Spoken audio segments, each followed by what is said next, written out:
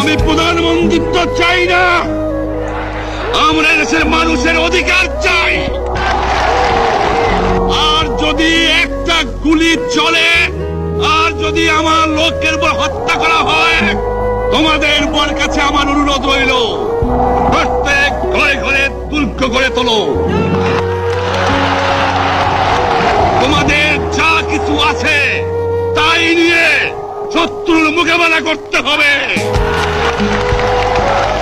এবং জীবনের তরে রাস্তাঘাট যা যা আছে সবকিছু আমি যদি হুকুম দেবার নাও পারি, তোমরা বন্ধ করে দেবে।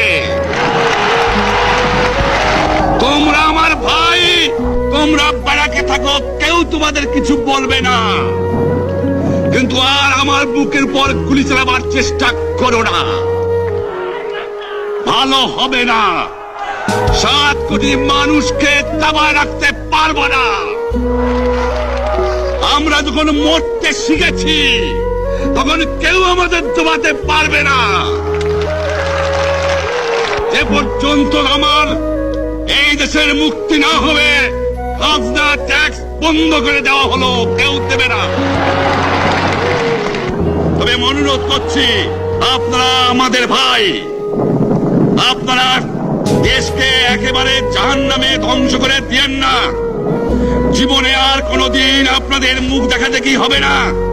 যদিও আমরা শান্তিপূর্ণভাবে আমাদের ফয়সালা করতে পারি, তাহলে অন্তপক্ষে ভাই ভাই হিসেবে বাস করার সম্ভাবনা আছে। সেই জন্য আপনাদের অনুরোধ করছি, আমার এই দেশে আপনারা মিলিটারি শাসন চালাবার চেষ্টা আর করবেন না। দ্বিতীয় কথা, প্রত্যেক গ্রামে, প্রত্যেক মহল্লায়, প্রত্যেক ইউনিয়নে, প্রত্যেক সাব ডিভিশনে আওয়ামী লীগের নেতৃত্বে সংগ্রাম পরিষদ গড়ে তোলো, এবং তোমাদের যা কিছু আছে তাই নিয়ে প্রস্তুত থাকো। মনে রাখবা, রক্ত যখন দিয়েছি, রক্ত আরো দেব, এদেশের মানুষকে মুক্ত করে ছাড়বো ইনশাআল্লাহ। এবারে সংগ্রাম আমাদের মুক্তির সংগ্রাম, এবারে সংগ্রাম স্বাধীনতার সংগ্রাম।